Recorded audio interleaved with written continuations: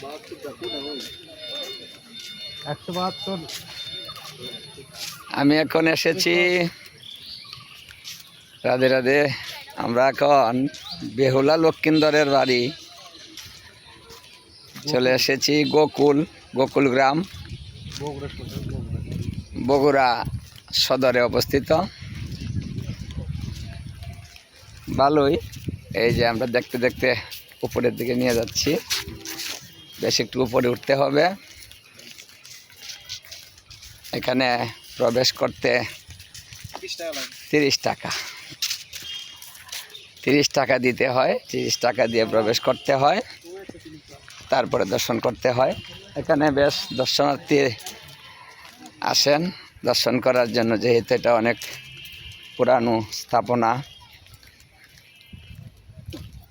যারা শুনেছেন বেহুলা লক্ষিন্দরের কথা তো প্রায় সবাই জানে, তাই আজ স্বচক্ষে তাদের সেই বাড়ি এবং সে বাসরঘর, এই যে অনেক পুরাতন এইটাই বাড়িটা এবং বাসরঘর এখানেই। আমরা এখন সিঁড়ি দিয়ে উপরের দিকে চলে যাচ্ছি, একটু উপরে যেতে হবে। বগুড়া সদর গোকুল গ্রাম, গ্রামটার নামও তো খুব সুন্দর, খুব পুরাতন নিদর্শন। সেই আগের যেসব স্থাপনা দেখেন, এই যে ইটগুলা প্রায় 2-2.5 হাতের মতো পাশ, এই যে 2 হাত বিল্ডিংয়ের পাশ হলো 2 হাত।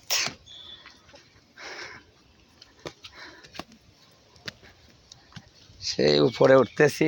এখানে অনেক আজকালের কথা না তো, সে অনেক দিনের কথা, তো তাই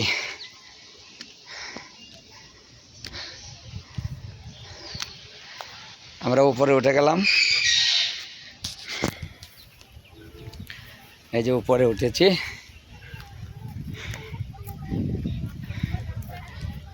বেহুলা লক্ষিন্দরের বাড়ি।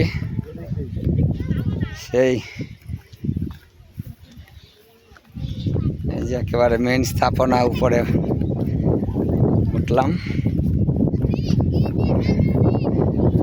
এখানে বন্ধের দিন অনেক লোকের সমাগম হয়। সেই দেখুন, আমি উপরে উঠেছি, উপর থেকে চতুর্দিক দেখাচ্ছি। আরেকটু উপরে উঠবো। এখানে কি ছিল?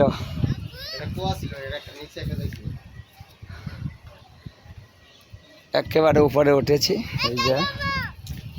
এই যে একেবারে উপরে উঠে তারপরে এখানে একটা কুয়া সিস্টেম আছে। আগে যে কুয়া ছিল,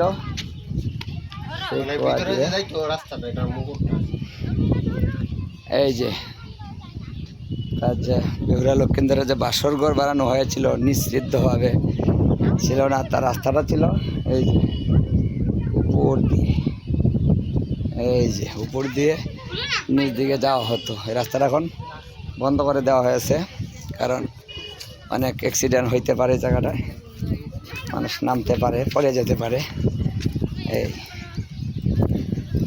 এই যে দিকটা, এই যে কুয়াটা, এটা একটা বাড়ির একেবারে উপর থেকে এই কুয়াটা নিচের দিকে যাওয়ার রাস্তা ছিল, এখন বন্ধ করে দেওয়া হয়েছে। রৌদ্র আছে, অনেক লোকজনও কিছু আছে, অনেকে আসে দর্শন করার জন্য। বেহুলা লক্ষিন্দরের যে বাসরঘর যে বাড়িতে ছিল, সেই বাড়িটা, এটা বাসরঘর, এটাই হলো সেই বাসরঘর, বেহুলা লক্ষিন্দরের নিশ্ছিদ্র বাসরঘর, যেখানে ছিদ্রবিহীন করা হয়েছিল যেন কোনো পোকামাকড় সব প্রবেশ করতে না পারে। তার জন্য এটা নির্মাণ করা হয়েছিল খুব কঠিনভাবে, কিন্তু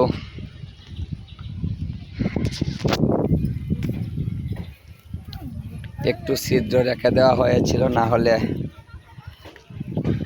কারিগর যিনি এটা বানিয়েছিলেন তার বংশকে ধ্বংস করার জন্য পদ্মা বলেছিল যে তোমার বংশ ধ্বংস করে দেব যদি তুমি এখানে কোনো ছিদ্র না রাখো।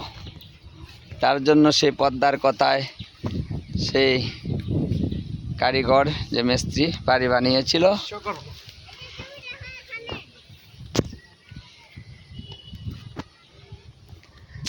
তাকে এই হুমকি দেওয়ার পরে সে সমস্ত বাড়ি ঠিকমতো বানিয়েছিল, কিন্তু একটু ছিদ্র রেখেছিল যেখানে সিঁদুরের ফোঁটা দিয়ে সেটা বন্ধ করে দেওয়া হয়েছিল। ওই সিঁদুরের ফোঁটার যে ছিদ্রটা ছিল সেই দিক দিয়েই কালনাগিনী প্রবেশ করে বেহুলা লক্ষ্মীন্দরের যে বাসর ঘর সেই ঘরে প্রবেশ করেছিল, সেখানেই সর্পে দংশন করেছিল। এই সেই বাসর ঘর, বেহুলা লক্ষ্মীন্দরের বাসর ঘর আজকে আমরা দেখতে এলাম, দর্শন করলাম। এখন উপরে আছি, এই যে এইটাই, এই যে নিচটা দেখাচ্ছি বেহুলা লক্ষ্মীন্দরের বাসর ঘর, বেহুলা লক্ষ্মীন্দরের যে বাড়ি সেখানে এখনও অনেক লোকজন আছে। তা বন্ধের দিনে অনেক লোকজন থাকে।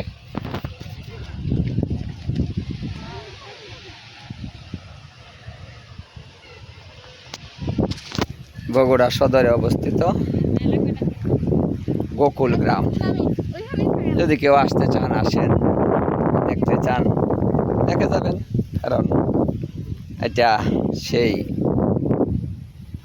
যে শোনা হয়েছিল যে বেহুলা লক্ষ্মীন্দরের বাসর ঘর, আজ সেটা সচক্ষে দেখলাম।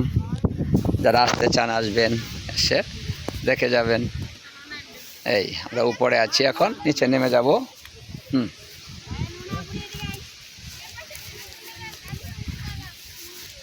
এই যে এটা অনেকটাই উপরে, এই যে